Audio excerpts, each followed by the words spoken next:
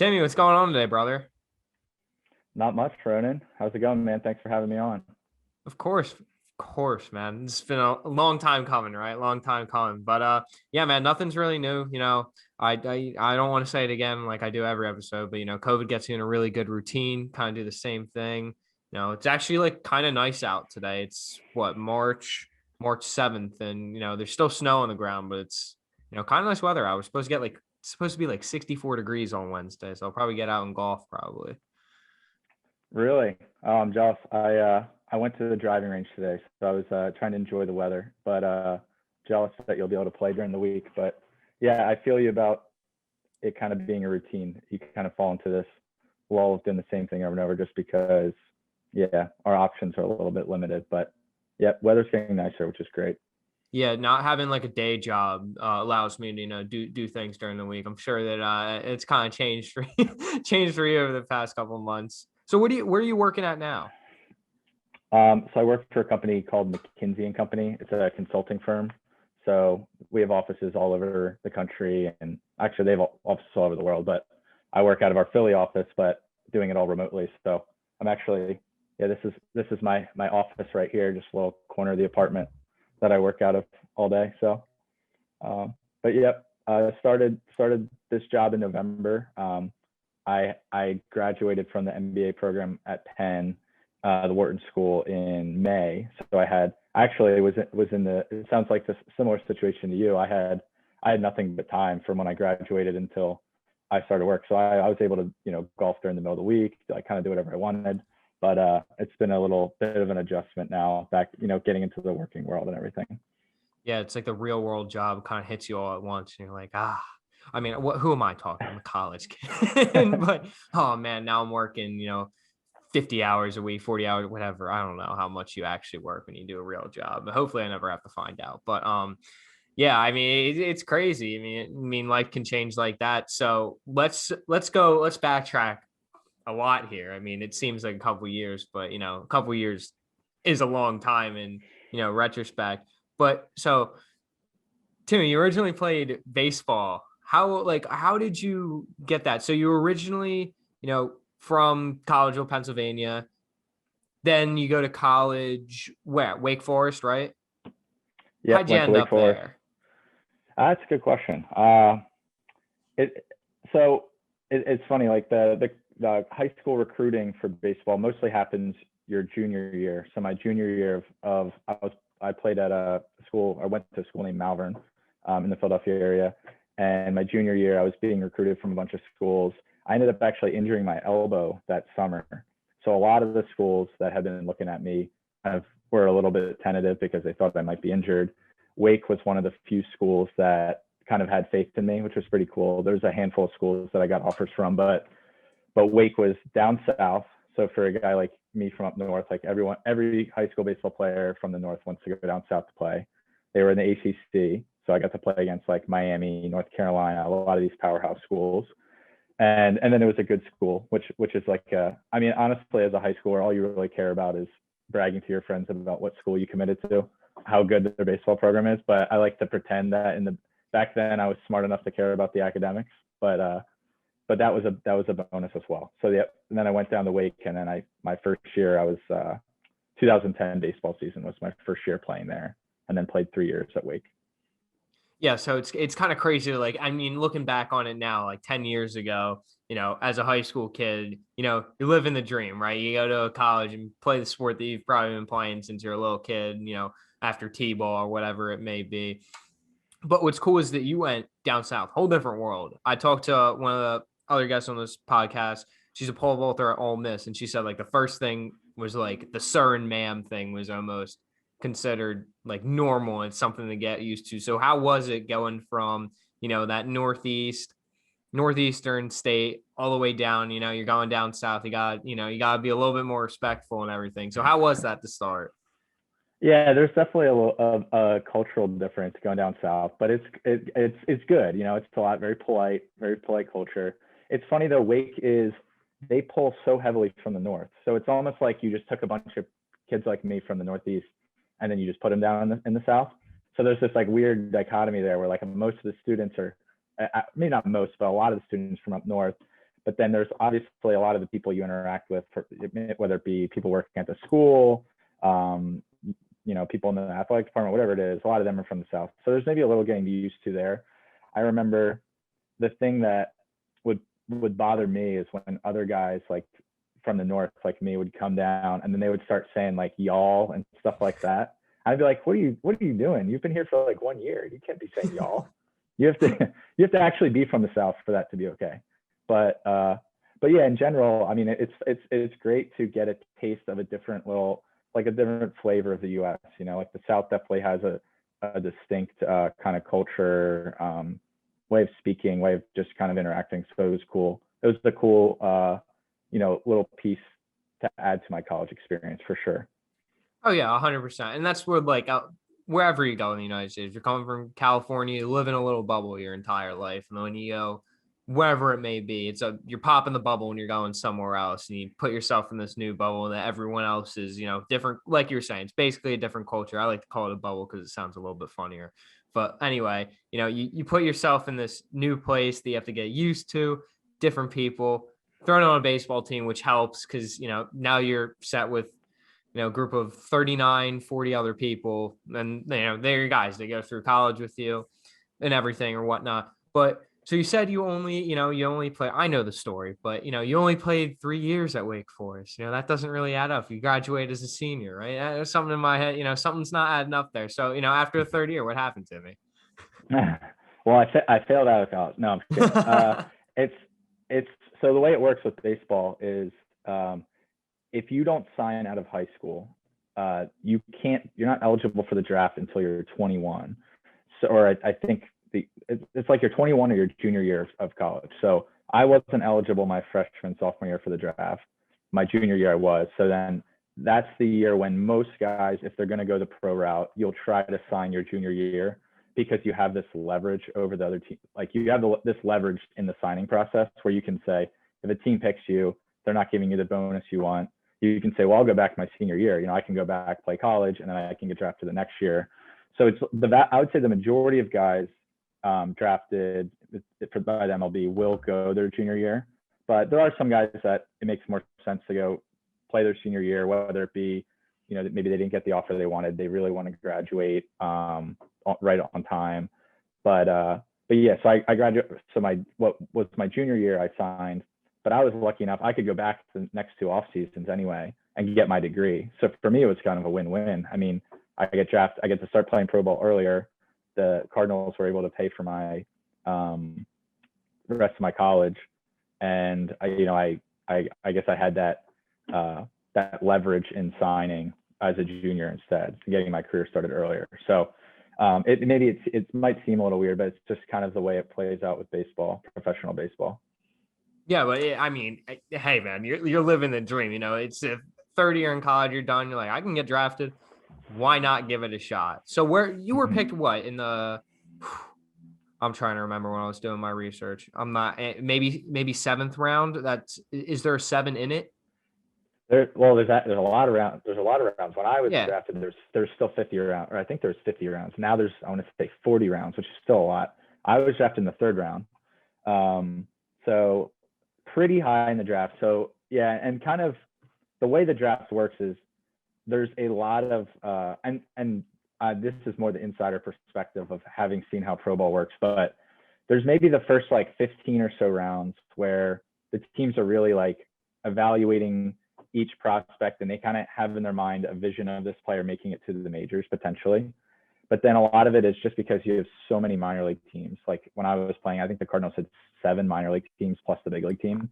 You just have to fill out rosters. And like, unfortunately, a lot of guys will get drafted in the later rounds and the team doesn't really give them as much of a chance, but they're kind of there to fill out a roster.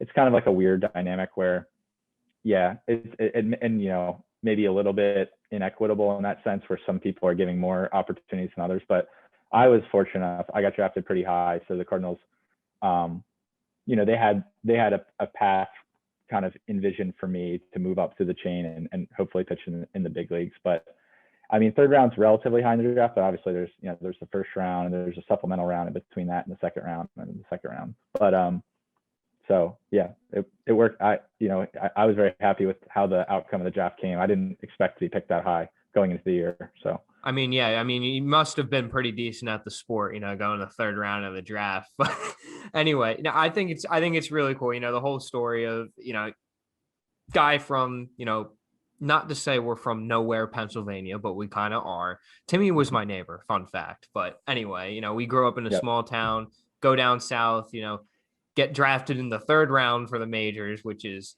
incredible to say the least. And then, you're playing minor league baseball. You're on this path to become a professional baseball player or, whatever it may be, finish your college, which is also great, which, kind of, I don't know.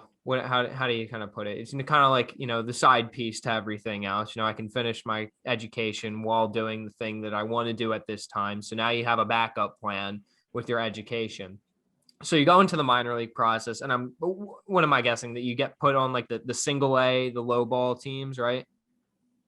right. Yeah. So like right away, I get put on it. They call it short season team. So it's almost a level below A ball, single A. It's like it's basically for guys that were just drafted because you're drafted halfway through the professional season.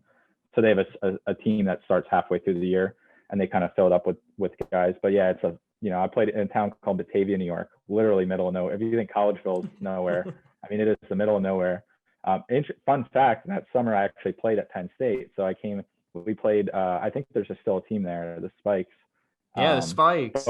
but we played there a couple times. Yeah, I think they might even be with the Cardinals now. When I was with the Cardinals, the team was in Batavia. But yeah, you start. I mean, I sign. You're at the bottom. You're very bottom of the totem pole, and it's almost like it's almost more like playing college summer ball than professional ball. Like the locker rooms are like from 1970. You're getting fed peanut butter and jelly sandwiches as your pregame and postgame meal. Uh, it's not a glorious lifestyle at all, especially in the first few years. But I mean, it's a bunch of 21, 22, even younger guys. So I mean, it's just really fun. So you're not as worried about that, and you're more just there like enjoying that you get to play pro ball, especially in that first season. Yeah, especially because most people won't get to, continue their career, after college is over. Sometimes like, all right, got to hang up the cleats, but you're able to, go over and play a little bit more, which at the end of the day, still having fun with the sport. You're trying to, do something with it, whether you make it professional or not, you know, and obviously like education driven guy. At the end of the day, you said, at least I have my education behind me if baseball doesn't work, which is awesome. Not a lot of people think like that. They're either baseball or bust.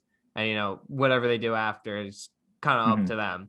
But you always have this educational piece behind you, which, now that like everything's over, you kind of had to fall back on. So let's talk about the minor leagues. What is that like, that process of going up the ladder? Yeah, that's a good question. It's a weird process. I mean, because there's obviously a lot of pressure. There's a lot of pressure. You put a lot of pressure on yourself. The team, there's pressure on you to perform. Probably more so even than at any other level of playing, because now you're like, this is my job. I could get released. Like you don't know how many chances you have. So I would say there's always, like, no matter who you are, there's that pressure to perform, and there's always another level that you could be rising to. And there's just a lot of uncertainty. Like you may get called up, and then a couple weeks later you get sent back down. You don't. It just, there's a lot of uncertainty, and I think the challenge in minor league baseball is you have to just kind of take it day by day, trying to get a little bit better each day. And over time, things generally work out for you. Like I remember my first full season, I was playing. I skipped single, like the low level single A. I went to, it was called advanced single A. And I was like I was expecting to spend the whole year in with this team, and then I'm about a month in, I get this call on like an off day, and I remember I was golfing, and they're just like, hey, can you be at the airport in like 2 hours? I'm like, why? And they're like, oh, you're getting called up to Double A and you're gonna pitch tomorrow. And it's like this whole like whirlwind event. It's like it's kind of wild when stuff like that happens. But then there's the flip side of that coin where you're someone that's playing in Double A and maybe you're not performing well, or the organization wants to move a guy up to your level, and then you get the opposite call and it's like, hey, you have a plane going back to wherever it is, Batavia, and you're getting sent down. So it's, there's a lot of highs and lows. I think, especially early in a minor league career, it's it reminds me more of like playing summer ball and like just a lot of fun because you're finally getting paid to play baseball. But then I think reality sets in and you realize this is my career and this is like everyone, everyone you look around in the locker room, they're your friends, but you're competing against them for only a couple spots on that big league team. So it's a really cool experience, but it's definitely a grind for sure. Yeah, I mean, it's a whirlwind of uncertainty. And when you're in the minor leagues, it's not like you're getting, steak dinners every night from, the organization or whatever. And you don't have, the greatest, recovery process because, it's just, it's, you're not at the big leagues yet. You're not at the highest level where everything is kind of, here you go, what's Mike Trout signed for like $700 million or whatever it is, Mm-hmm. best player in the world. But anyway, even the low guys, they make, a couple $1 million and it's like nothing to them. But anyway, so the process of going up, you get to double A, the whirlwind of uncertainty happens. It's one of the few things, especially baseball. And I'm sure, and baseball is kind of the only other sport that has it. Maybe hockey. I know they have like some minor league organizations where people get called up. But like you were saying, can you get on a plane tomorrow? You're pitching tomorrow. Like we need you here. The whirlwind of uncertainty happens. And that's what's kind of cool about it as well. You don't know where you're going to be tomorrow if you're performing at a high level. And obviously at this time in your career, you were probably killing it, probably a couple strikeouts, whatever it may be, having good outings. And you work your way up to double A. So what happens? So at the end of the day, let's skip ahead a little bit. You're in triple A baseball, pitching for the Cardinals. I know the story. Let's have the story of you getting called up to the MLB for the first time. Yeah, would love to tell that. Yep. So in AAA, I remember. So the way it played out was kind of funny. I was. Oh wait, no, actually, I'm getting the second time I got called up next to my head. So, yeah, I believe it was it was after a game. I had already left the field, and then I got a call from my manager, and he's basically like, "Hey, just I don't know if you saw, but Wayno got injured. So like the starting pitcher for the Cardinals, Adam Wainwright, had blown out his Achilles tendon in the game, and he was like, so I would just like be ready for a call. So like my heart starts racing. I'm like, oh my god, I might get called up. And then like 2 days go by and like nothing happens. Like they're just like, oh yeah, we don't know. Like we don't know what's happening yet. So like I'm just going through the motions in AAA. Like, all right, am I being called up or am I not? And then I get the word from my manager who's like, all right, like congratulations, like calls me in his office, like, hey Timmy, you're gonna be going to the big leagues. Crazy, like you can't really. I don't know if there's ever been a moment really in my life that really has really ever simulated what that feels like. It's so overwhelming. But it was crazy. And then I think I believe I was pitching maybe like 2 days later. So I got in a car. Someone from the Cardinals drove me up to St. Louis. And then I spent one day with the team, like practicing like before the game. And then it was oddly enough, I wasn't even on the roster yet. So I wasn't even allowed to stay for the game. So then I had to go back to the hotel to watch the game. But then to like skip ahead, so we're playing the Phillies, and this, Ronan, but I mean, being from Philadelphia, I'm a huge Phillies fan. I grew up like Chase Utley, Jimmy Rollins, all these The guys. glory Like days. the glory days, yeah, and they were good then. They were a really good team. Like when I was in my high school years, I had like all these guys' posters in my room. So we're playing the Phillies, and still on the team you have Chase Utley, who's obviously a legend. Ryan Howard, Cole Hamels was on the team. He didn't pitch that game. Carlos Ruiz is on the team. A lot of these guys I grew up watching. So we're playing them. I'm extremely nervous. Not telling anyone this though. I'm like, oh yeah, I'm ready to go. Like, can't wait, coach, put me in. And I'm starting the game, so it's not even like I'm pitching in like the middle innings of a game when it's not. I'm starting the game, so it's a lot of a lot of attention on me. I'm warming up. I'm having like the best warm up session of my life. Like literally in the bullpen, I'm hitting every spot. Curveballs like just breaking like 3 feet. Like I couldn't have felt better going into the game. And then I like get on the mound to start the game. And I remember just kind of like looking around, and the scale of a big league stadium, especially Busch Stadium in St. Louis, is just, you can't really, it's not comparable to anything that I'd ever played in. Even the minor leagues, we might get 10,000 fans. I mean, there's 42,000 fans or something like that. And literally you're like looking up at like a 45-degree angle and you're still seeing fans where it was just like really crazy. But I remember it like kind of got to me and I was so like nervous on the mound. I'd never felt like that in a game. So my big league debut wasn't my best game in my career. I think I pitched 2 2/3 innings. I think I only gave up 2 or 3 runs, but I just looked a little shaky and they pulled me early. So outcome wise, wasn't my favorite game ever, but I mean, it was super memorable. And uh, fortunately, I got opportunities after that, which went a lot better. But I think I think the fact that it was against the Phillies certainly didn't help, but like my nerves. But I mean, just in the end, looking back, like crazy. It was just like an crazy experience. I mean, it really is a dream come true. Like since I'm a little kid, you're dreaming of pitching in the big leagues. You don't necessarily really believe it's going to happen. And then it happens. And it's like almost hard to believe. Yeah, especially, I mean, might as well throw it into a movie at that point. I'm writing the script right now. You're pitching against your childhood team, against the legends that you looked up to at the time. And it is really, really cool. Regardless of how you did, no one's gonna remember that 20 years from now. I mean, you will. You'll remember, yeah, I struck out Jimmy Rollins 3 times, and you can, lie about it, when you have kids one Yeah. day, and you're like, yeah, I actually made a couple All-Star games, won a couple Worlds, whatever it may be.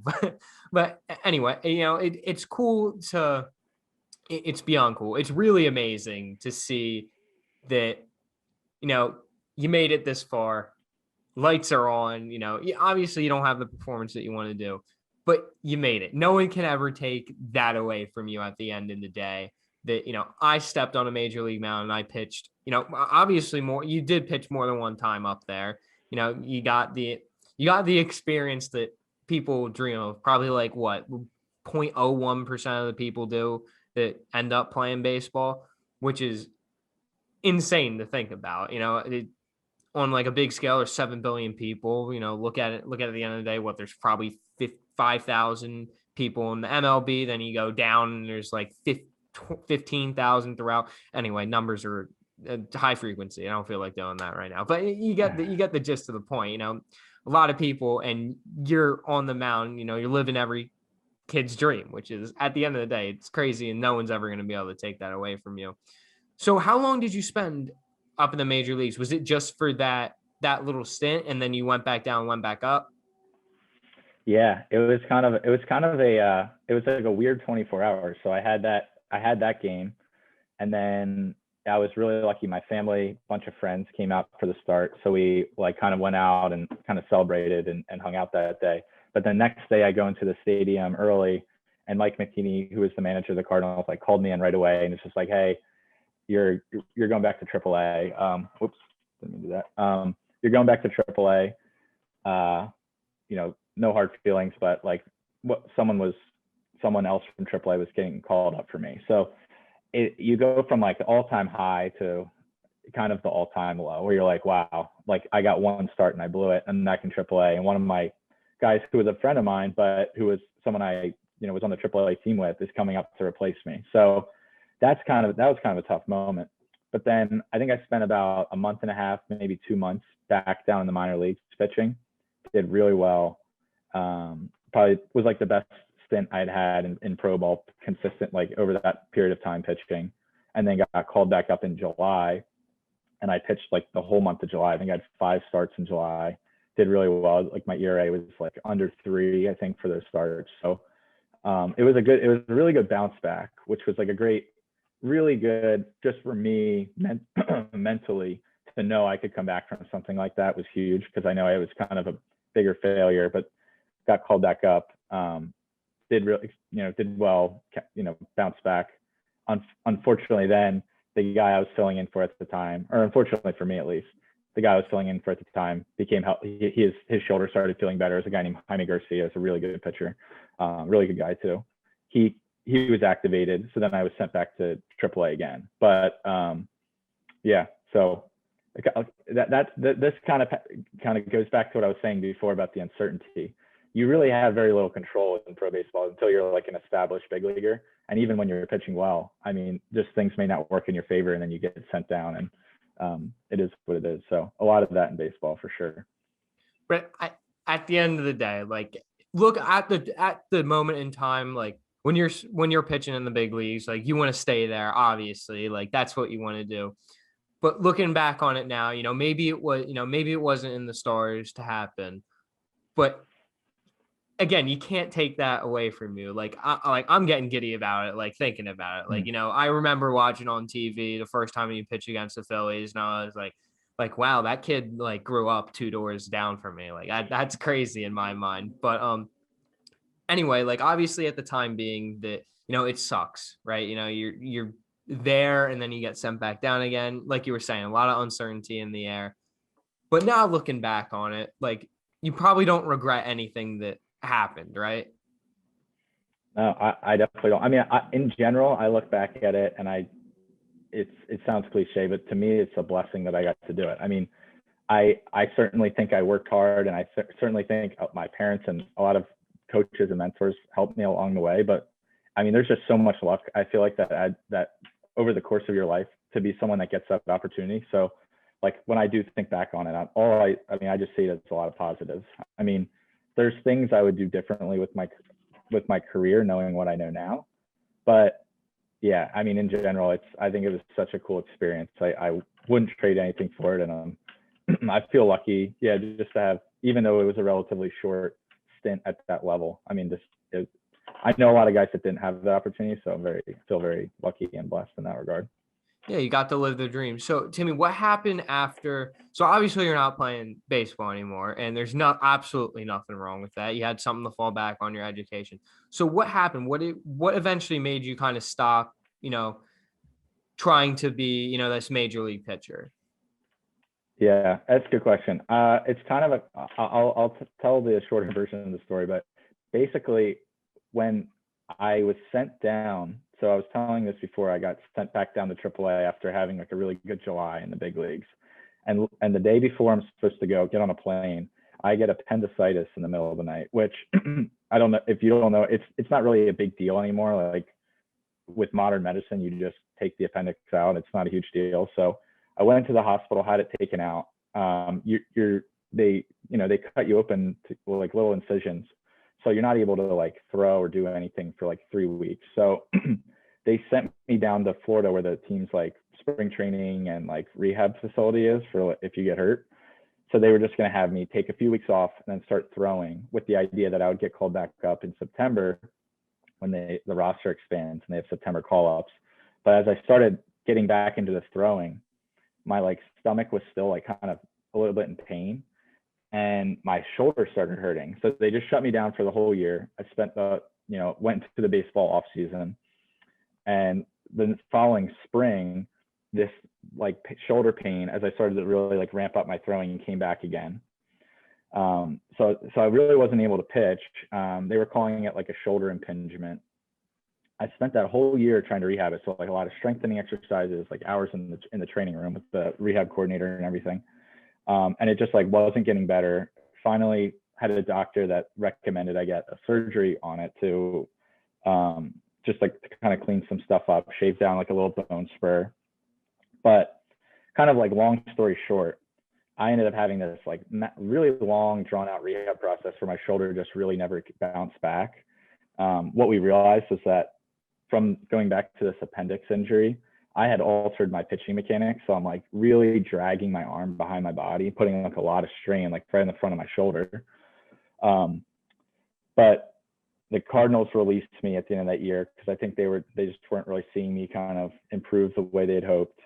I got picked up by the Indians. I spent like a year with them trying to rehab. It didn't really improve a whole lot. And it was a lot of the same thing. I just wasn't able to get back to my previous throwing mechanics. So my arm was constantly hurting. I was getting a lot of inflammation on my shoulder. I wasn't able to throw as hard as I normally did. So it was kind of just like a long process. Things never really got better. So then at the end of the 2017 season, so basically 2 years with almost no real in-game pitching, that was when I was like, I don't really see this getting any better. And it's really not enjoyable to all you're doing is rehabbing. You're not even getting to compete and I wasn't as good as I had the level that I expected myself to be at. So that was when I started thinking about like, well, what am I going to do if this really doesn't, if this doesn't turn around and I can't figure this out? So that was when I decided, I was like, okay, well, maybe I'll think about going to grad school because I'd already gotten my undergrad degree, luckily. So I started like taking the tests to go and to get my MBA and like thinking about schools to apply to. And then that off season, so this is now 2017, 2018 off season. No teams were really interested in me and my arm was still hurting. So I was like, all right, I'm like, this is kind of it for me. I'm hanging them up and I'm going to go in a different, different direction. So it was kind of a long process. It wasn't like one day I was like, okay. I mean, I guess there was one day when I made the decision, but it wasn't like things happened quickly. I mean, it was just over time, I started realizing like, I'm not really going to get to that point that I was at before. So need to, pivot and figure things out. Yeah, like what you said, it's a pivot. It's not what you were, it's not what you wanted to do at the end of the day. Like, especially as like an athlete, when something like injuries are like the thing in your head that like you never want to happen because you don't know what's gonna, that's a whole world of, like you were saying before, MLB's uncertainty, injuries are the same thing. And I'm sure it's really frustrating mentally to like like mentally you're at this level and your body's not operating in the way that it used to. And, that's a huge thing like internally that you have to deal with. Injury is not, or, my body's not doing what my mind wants to do. I don't know what to do at the end of the day. Like, I don't know if baseball is for me now, but you ended up figuring it out, which is the thing that you didn't let it, bring you down enough to say like, I don't know what to do. At like a Wendy's at this point or whatever it may be. No, you did what, smart intellectual guy. You took the pivot, you went to grad school, and now you got a good paying job. And at the end of the day, it all worked out, right? Yeah, and I think that's a good way of framing it, Ronan. Yeah, I mean, I was in a spot. I mean, it was a tough spot. I mean, my whole life I had prepared to play baseball, and I'm now in this spot. I was in this spot where like I just didn't know what to do next. Like I had never had an internship. I had no idea what I wanted to do at all. My life was baseball, this like 100%. So it was kind of like a weird spot. I felt like going to grad school, getting my MBA was a good reset, give me time to kind of figure that out. And so that was what I mean, I made the decision I was going to do it. And then I kind of took that baseball mindset and I was like, all right, I'm going to dedicate myself to this. So I studied a ton for the GMAT.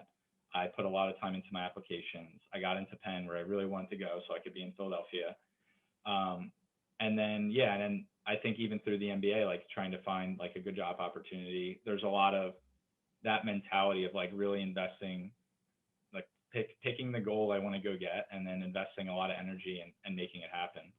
So, yeah, I mean, if I could draw it up, I wish I could still be sitting here playing baseball, but it's a pretty good backup plan. And I mean, I'm just kind of rolling with it and seeing where everything ends up for me. But well, I like what you were saying that, sports taught you that like, hard work equals success. The more time you put into something, whatever you do, the higher the chances is succeeding. And you're able to take that pivot and throw, I can dedicate myself to something else, though it's not baseball, the thing that I've always, I am programmed to do. Let me change it up a little bit. Let me figure out, all right, so if I did that, working out, eating good diet, whatever it may be, putting, your entire mental capacity in the baseball, let's throw it into something out and dedicate myself to school now. And I'm sure that that's how baseball kind of helped. Obviously, already that, you got in the Wake Forest, went to Malvern, like these are good schools in general. And and you were able to, apply the things that you did there, and now, you got in the Pen, which first of all, that's crazy enough, right? So it all goes back to the point where I'm trying to say that though that baseball didn't work out in your favor in terms of playing professionally for a long time or whatever it may have been, it taught you to work hard at the end of the day in a way of in dedicating yourself to something. Cause I'm sure that, going to school at Penn is not easy. All those, exams, they're probably not, it's not like you're sitting in, 100 level classes and, do like just going on your phone half the time, not listening to the professor. No, you have to actually pay attention. So, you can get this job that you're looking for, do go on the exams. And like it, I don't know how to put it, but like it sucks that the dream didn't go the way it was planned. But at the end of the day, you're still happy with what you're doing. Yeah. No, and I think what you said is a good point, and I want to reiterate that though, is that working hard is part of it. So like you have to be prepared to work really hard and still completely fail, which is what I think is what ultimately baseball taught me, is that you can do everything right and you can work your ass off and you can grind and work harder than everyone else. It's going to give you the best chance to succeed, and that's why you do it. But you have to still be prepared for things not to go well. And I think that's the lesson I've learned, is that, you have to put in all that effort. Like if you want to succeed, you have to put in it's a lot of effort. You have to invest in yourself, but then you still have to be prepared to fail, and you have to be willing to pick yourself back up and, adjust or whatever it may be. So I think in terms of lessons learned from baseball that I hope to, put into my career, I hope that's it. It's that, you have to work hard, but you have to be willing to fail and willing to learn. So, but yeah, I think what you said is right. I mean, like, I'm very happy with where I'm at now, and I'm happy with how things have worked out. So like I still feel like I'm still very lucky with, how things have played out in my life in general. So Working hard can teach you a lot. The more you do something, the better it'll be. If it doesn't work out, if you think your dream is what it is and it doesn't work out, it's okay in the end. Make a pivot. You can find something else to do. Guys, that's it for another episode of the Ronan Bell Show. Timmy, thank you so much for coming on today, man. Really does mean a lot. no problem, Ronan. This is a lot of fun. I really appreciate you having me on. Yeah, appreciate it. Of course, guys, go check out Timmy on Instagram. Was it at Tim Cooney? Or go to what's it called? Mackenzie. Yeah, Mackenzie. Yeah, if I don't know what they do there, but if you're interested in whatever they do, go check Timmy out. He's probably great at his job. But anyway, guys, I hope you guys have a good rest of your day, getting through whatever you're getting through. And as always, y'all just keep on keeping on.